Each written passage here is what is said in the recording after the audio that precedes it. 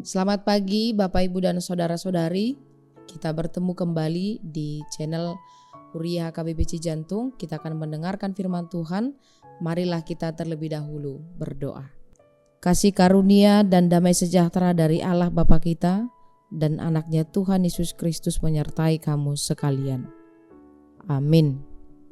Yang menjadi renungan kita pada pagi hari ini tertulis dalam Efesus 4 ayat 26. Apabila kamu menjadi marah, janganlah kamu berbuat dosa.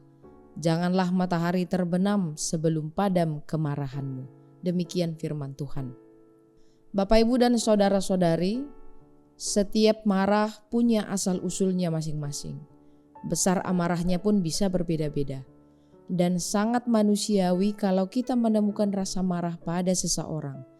Tetapi, agaknya di dalam Alkitab, marah adalah salah satu sikap yang harus kita hindari. Mazmur 37 mengatakan marah itu hanya membawa kepada kejahatan.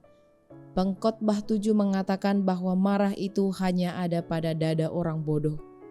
Bahkan Amsal 16 menyebutkan bahwa orang yang tidak cepat marah lebih baik daripada seorang pria perkasa. Secara psikologis, marah adalah cara yang baik meluapkan emosi. Dan itu bisa berguna baik bagi tubuh kalau emosi marah dapat dikelola dengan baik. Begitu juga dengan firman Tuhan hari ini, tidak sedang menyebutkan bahwa kita tidak bisa marah. Namun baiklah amarah kita tidak menimbulkan dosa. Salah satu bukti penyebab amarah yang menimbulkan dosa adalah ketika rasa marah dipelihara atau dibiarkan berlarut-larut dalam hati dan pikiran. Paulus mengajarkan kepada kita bahwa sebaiknya kita menaruh batas amarah. Itulah yang sedang ditekankan firman Tuhan hari ini. Janganlah matahari terbenam sebelum padam kemarahanmu. Dari satu sudut pandang, kita bisa memperhatikan bahwa marah tidak hanya memberikan dampak kepada kerohanian saja, tetapi juga memberikan dampak bagi tubuh kita. Walau ayat ini membuat batasan sebelum matahari terbenam, padahal terkadang kita bertemu dengan hal-hal yang menyebabkan kita marah pada malam hari, dini hari, dan saat fajar. Ini bukan semata-mata hanya soal waktu saja, tetapi soal dampak yang merugikan. Mengapa ini menjadi penting? Karena marah yang berlarut-larut bisa menyebabkan tidur Anda tidak nyenyak.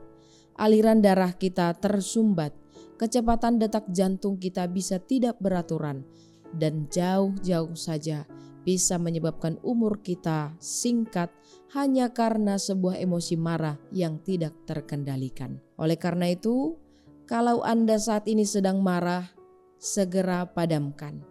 Percayalah, tidak ada masalah yang tidak bisa diselesaikan. Kalau Anda adalah seorang pemarah, belajarlah menekan dan mengendalikan emosi. Anda bisa menggunakan kalimat kitab Yakobus agar lambat berkata-kata dan lebih banyak mendengar agar marah Anda juga menjadi lambat. Demikianlah tercapai tujuan perikop ayat ini. Kalau kita dapat dengan baik mengendalikan emosi marah kita, kita menjadi seorang manusia baru yang hidup tidak dikendalikan emosi marah, tetapi berkuasa mengendalikan dan mengelola emosi marah dengan baik. Mari Bapak, Ibu, dan saudara-saudari berusaha mengelola emosi marah kita secepat-cepatnya agar tidak menimbulkan dosa, melainkan menimbulkan kebaikan. Amin. Mari kita berdoa. Bapa di dalam sorga, kami mengucap syukur atas firman-Mu pada pagi hari ini yang menyapa kami agar kami tidak hidup senantiasa di dalam kemarahan, tidak berlarut-larut kalau kami ketemu dengan sebuah kemarahan.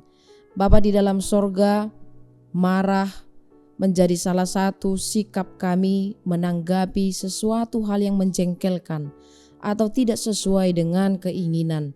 Ya Bapa di dalam sorga, walaupun ini wajar terjadi di dalam kehidupan kami, ajarilah kami satu persatu agar kami menjadi terlatih mengendalikan emosi kami, agar kami tidak dikuasai oleh emosi, tetapi kami yang menguasai emosi amarah itu, sehingga kami jauh dari dosa, sehingga amarah itu menimbulkan kebaikan di dalam kehidupan kami. Bapa di dalam sorga, kami juga bersyukur pada hari ini saudara-saudari kami dan teman-teman kami yang berulang tahun dan yang berulang tahun pernikahan. Kami turut bahagia mereka mendapat umur yang panjang daripada Tuhan. Tetapi kami ya Tuhan senantiasa bermohon kepadamu agar Engkau masih memberikan umur yang panjang kepada mereka, hari-hari yang baru, berkat-berkat yang baru. Kiranya Tuhan masih memberikan kesehatan bagi mereka, kekuatan untuk menjalani hari-hari yang akan Kau berikan kepada mereka. Bapa di dalam sorga, saudara-saudari kami yang sedang terbaring dalam keadaan sakit di tempat tidurnya pada saat ini, kami mohon ya Tuhan, Engkau jamah mereka, Engkau berkati makanan, minuman, dan segala usaha medis yang mereka lakukan, agar kiranya melalui semuanya itu, sampailah kesembuhan kepada mereka dan penyakitnya hilang. Bapa di dalam sorga, kami juga bersyukur di dalam kehidupan kami ini Engkau masih memberikan hari-hari yang baru bagi kami.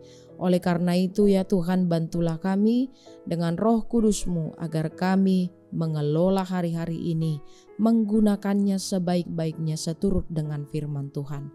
Ampunilah segala dosa dan pelanggaran kami, di dalam nama anak-Mu Tuhan Yesus Kristus kami berdoa dan mengucap syukur. Anugerah Tuhan kita Yesus Kristus, kasih setia Allah Bapa, dan persekutuan Roh Kudus menyertai kamu sekalian. Amin. Selamat pagi Bapak, Ibu, dan saudara-saudari. Selamat beraktivitas, tetap sehat, dan Tuhan Yesus memberkati.